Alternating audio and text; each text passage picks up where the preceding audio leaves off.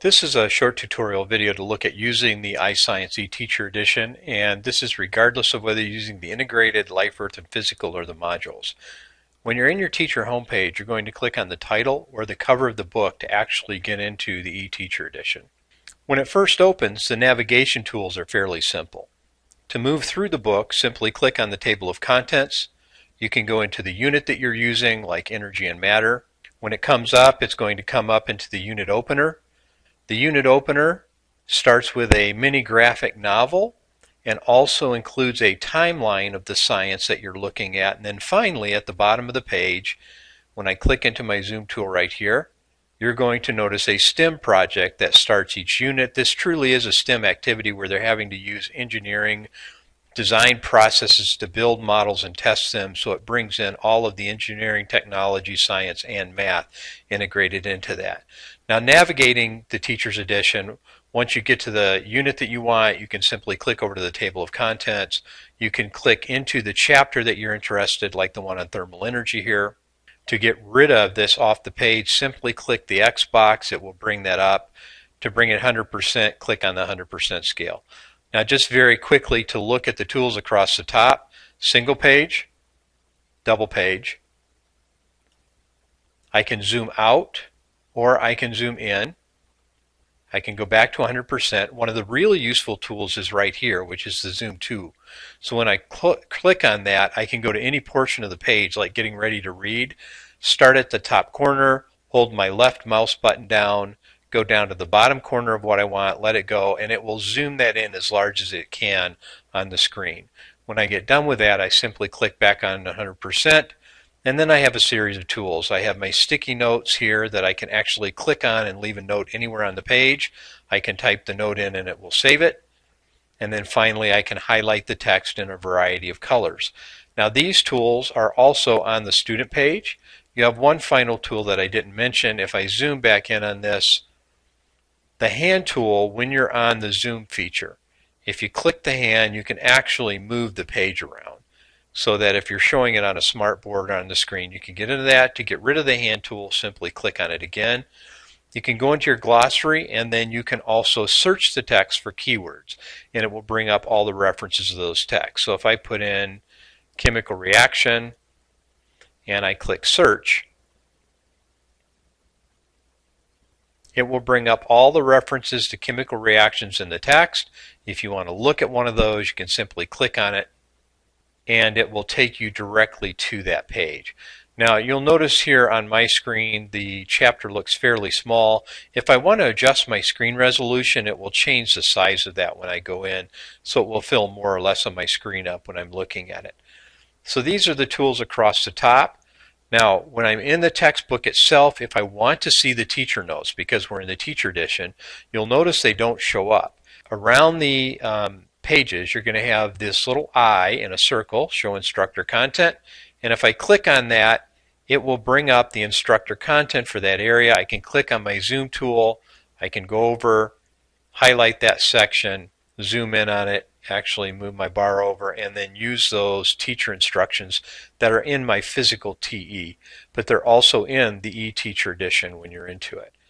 As you click through, a number of the materials are actually interactive throughout your eTeacher edition. If you're in the text, you can click into any highlighted or bolded vocabulary word, and that brings up the e-glossary with the word in English and Spanish, and the word in English has auditory that goes with it. Then also on the bottom of every single page, you're going to notice the speaker symbol. If you click into that, changes in matter. When you put liquid water in a freezer, it changes to solid water.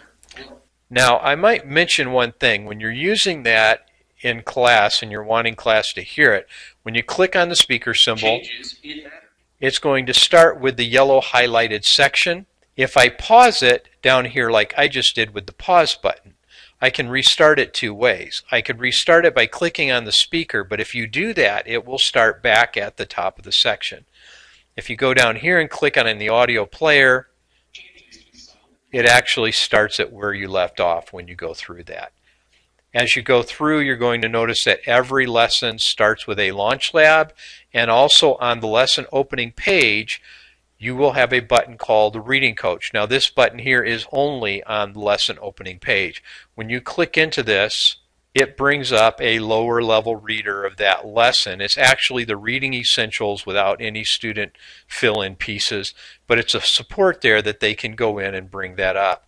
And it is this specific lesson heading by heading with those lower features. As I click through a little bit more, you're going to notice every section has the instructor content with it. And then throughout the text, you're going to notice certain symbols, like here, this concepts in motion.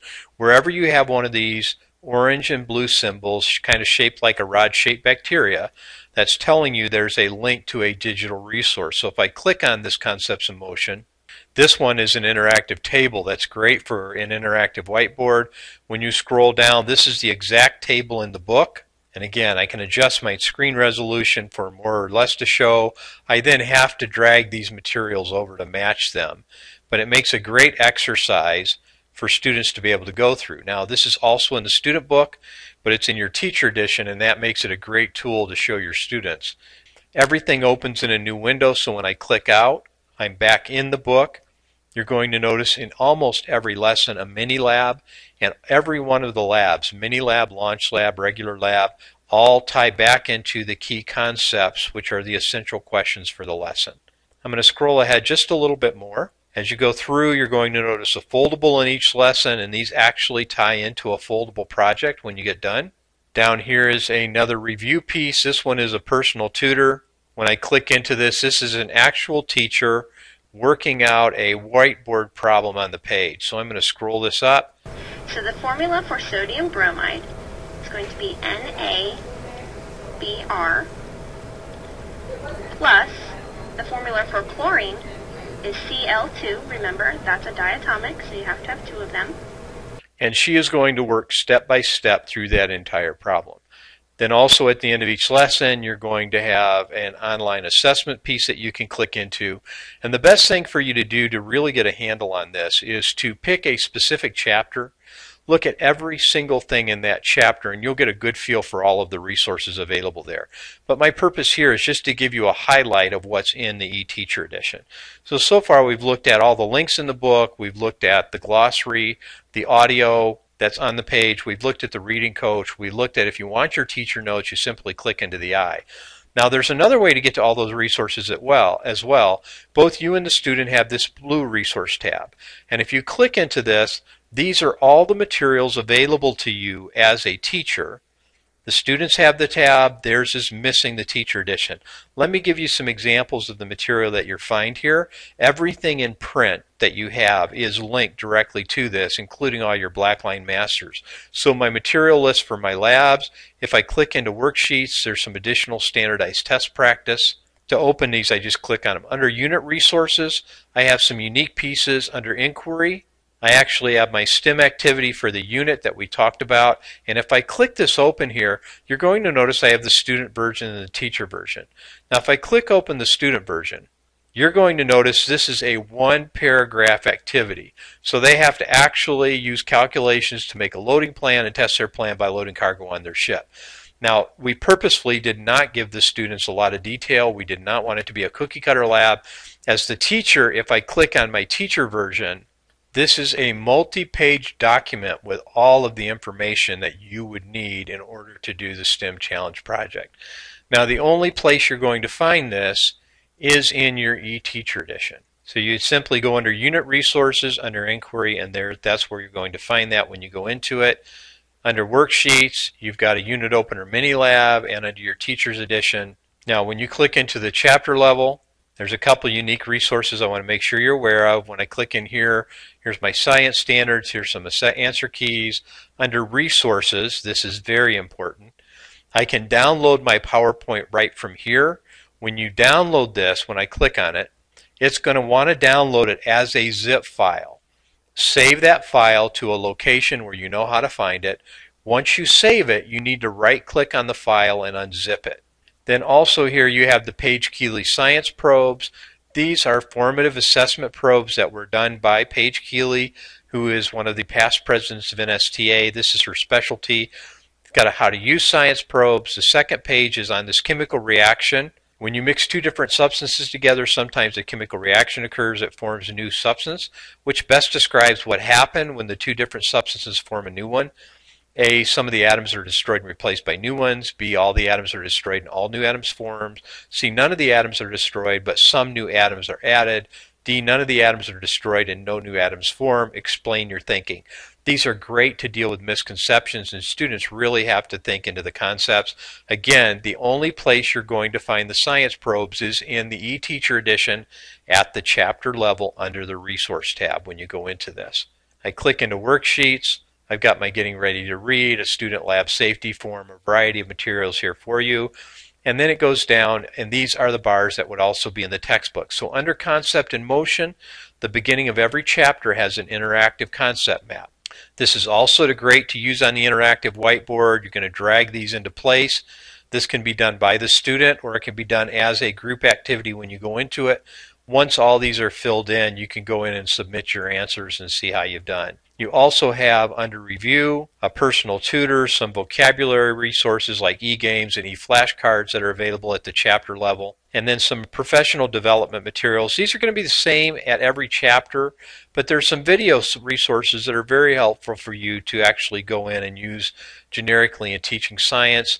And then I have a series of additional resources. So for physical science, here's my periodic table link, some science fairs ideas, and so on when you go into it. All of this is under the chapter level. Then when I get into a specific lesson, these materials are for that lesson. Now again, you're going to notice the different links digitally that are here. Two things I'll mention. One, under the worksheets, I have my Reading Essentials, which is my lower level reader. I have my Science Notebook, which is a Cornell note-taking piece, and I have my chapter resources. For the Science Notebook and Reading Essentials, I have my teacher pages and the answer key. For the chapter resources, if I click in, I have a PDF version, which the students have, but I also have an editable version, which is simply a Word document. When you click on that, it's going to open in Word, and my recommendation is simply save the file. And you can create a folder for every chapter that will give you all those resources in Microsoft Office Word, and that means they're then completely editable for you as you go through that. So click through, look at some of the resources available.